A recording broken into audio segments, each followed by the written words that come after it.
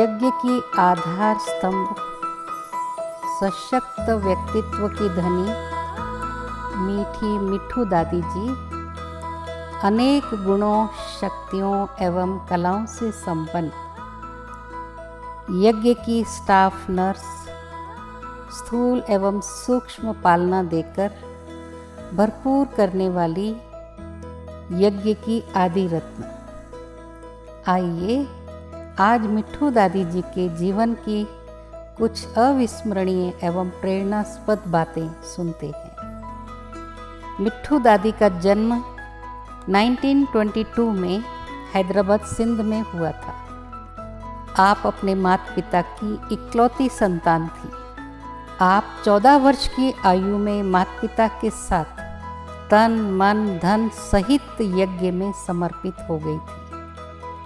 आपका अव्यक्त नाम गुलजार मोहिनी था। आप यज्ञ स्थापना के समय 5 चिड़ियाओं में से एक थी। आप हारमोनियम पर धुन निकालकर गीत गाया करती थी। आपकी आवाज़ बहुत मधुर थी।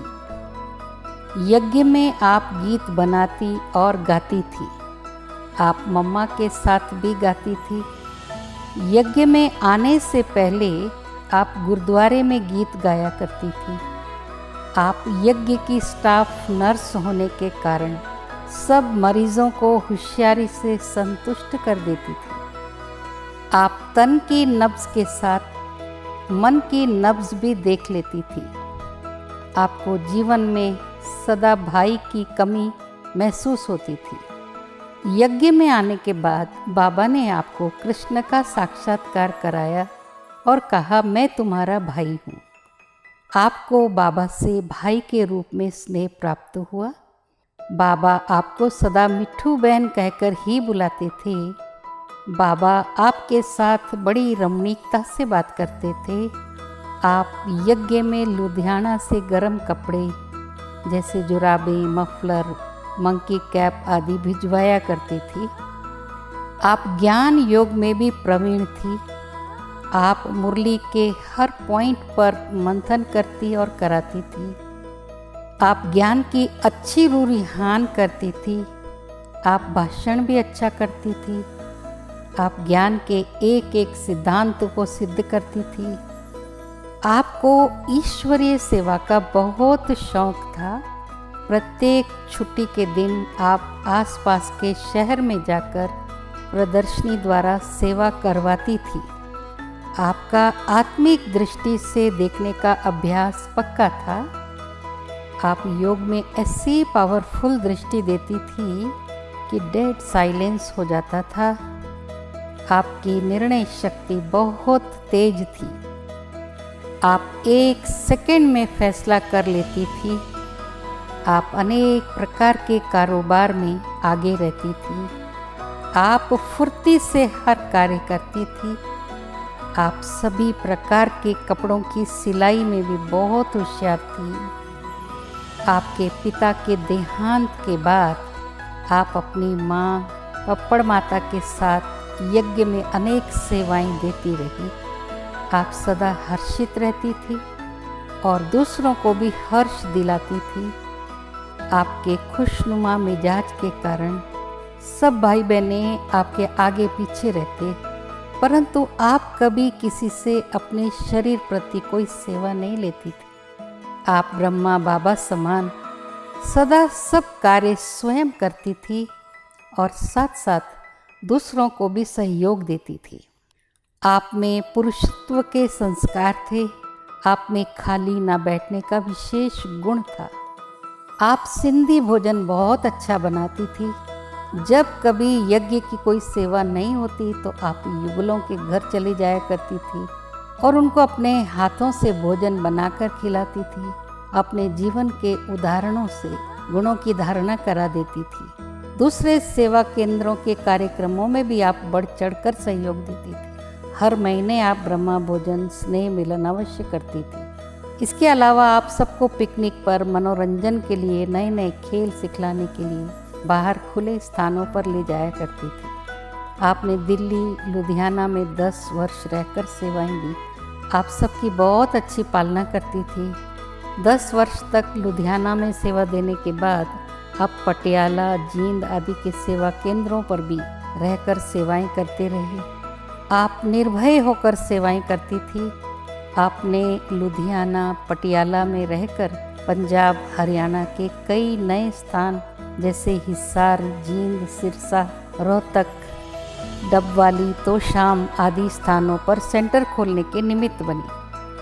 आपने यज्ञ को बहुत अच्छी कुमारियां भी दी जो आज बड़े सेंटर संभाल रही। आप हरियाणा सब जोन का संचालन करती थी। आपका पंजाब जोन की सेवाओं को उठाने में बहुत विशेष योगदान था। चंद्रमणि दादी, मनोहर दादी और आप पंजाब की सेवाओं में स्नेही सखियों के रूप में रहती थी। चंद्रमणि दादी अमृतसर से, करनाल से मनोहर दादी और लुधियाना से आप आपस में किसी न किसी बहाने से मिलते रहते थे। पंजाब जोन की मीटिंग भी लुधियाना में रखते थे जिससे सबका मिलन होता रहता था। आप बहुत ही इकोनॉमी एवं स्वच्छता पसंद थी। आपके जीवन से बाबा की शिक्षाएं स्पष्ट देखने में आती थी। आप बहुत नम्र और निरहंकारी थी। आप छोटे कार्यक्रमों में भी सहजता से चली जाया करती थी। आप समय की बहुत पाबंद थी। हर कार्यक्रम में समय पर पहुंचती थी। आप बहुत चुस्त थी, बहुत तेज चलती थी। आप सब जगह पैदल जाया करती थी।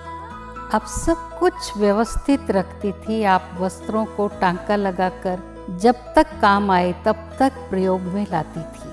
आपका मनोबल बहुत शक्तिशाली था। आपके सामने अनेक समस्याएं आई। जिज्ञासुओं के रूठने टूटने की, मकान मालिक से मुकदमेबाजी की, धन के अभाव की तथा शारीरिक बीमारियों की, मगर आप दृढ़ता एवं हिम्मत से सभी छोटी बड़ी समस्याओं का सामना सहज ही कर लेती थी। एक बार आपके घुटने पर सख्त चोट लगी थी और कई दिन तक आपको बिस्तर पर ही रहना पड़ा था, परंतु फिर भी आप कैसे भी करके क्लास में जरूर आती थी और कुछ समय योग अवश्य कराती थी।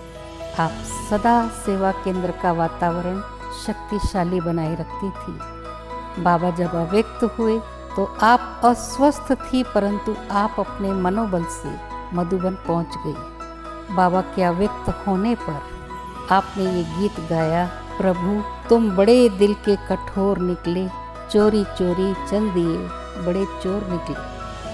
आपका बड़ों के प्रति बहुत स्नेह व रिस्पेक्ट था। आपके संपर्क में जो भी आत्माएं आती उन पर आपकी रूहानी स्नेह की छाप लग जाती थी। वे सहयोगी बन जाते थे। आपने एक बांधेली कन्या का गंधर्वी विवाह कर उसे बंधन मुक्त कराया था। उस कन्या ने 7 साल तक आपके ही साथ रह आपके अंतिम समय तक आपकी सेवा की थी। आप किसी की भी कमी कमजोरी का वर्णन न उनसे करती, ना ही किसी और से करती थी। 1983 में कॉन्फ्रेंस के दौरान आपकी तबीयत कुछ ठीक नहीं थी। आपने लगभग 3 मास तक मधुबन में रह अपना इलाज कराया, परंतु सेहत में सुधार न होने पर एवं कॉन्फ्रेंस की भीड़ भाड़ के कारण दीदी मनमोहिनी ने आपको आबू से नीचे संगम भवन में भेज दिया था। वहाँ से पटियाला के भाई बहनें बेहतर इलाज के लिए आपको पटियाला राजेंद्र हॉस्पिटल ले आए थे। कुछ दिनों के इलाज के बाद 3 मार्च 1983 को आप अपना पुराना देह त्याग बाप दादा की गोद में समा गई। आपका स्वास्थ्य ठीक न होते भी आपकी स्थिति बहुत अच्छी थी। आपके निमित्त जब संदेशी वतन में गई तो आपने उनके द्वारा कहा कि आप शरीर छोड़ने के एक दिन पहले दादी दीदी से छुट्टी लेने के लिए पत्र लिखना चाहती थी तथा उन्हें बताना चाहती थी कि जो सेवा उन्होंने आपको दी थी उसे आपने जिम्मेवारी से पूरा किया है और आप छुट्टी लेना चाहती हैं। आपको यह भी संदेश दिया कि आपकी शव शोभा यात्रा सारे शहर में पैदल घुमाई जाए। आपकी इच्छा अनुसार सारे शहर में शव शोभा यात्रा पैदल घुमाई गई, जिससे बहुत सेवा हुई। ऐसी स्वभाव से रमणीक, परख एवं पहचान में निपुण, तीव्र बुद्धि, निर्माण चित्त, निडर, सदा हल्के हो कर्म व्यवहार करने वाली अनमोल रत्न अति स्नेही मिट्ठू दादी को उनकी पुण्यतिथि पर हमारी भावभीनी श्रद्धांजलि। आपके दिव्य कर्तव्य, त्याग, तपस्या और अथक सेवा, सरल एवं मधुर स्वभाव, बहादुरी, सहनशीलता, व्यवहार कुशलता जैसे गुण हमें सदा प्रेरित करते रहेंगे। ओम शांति।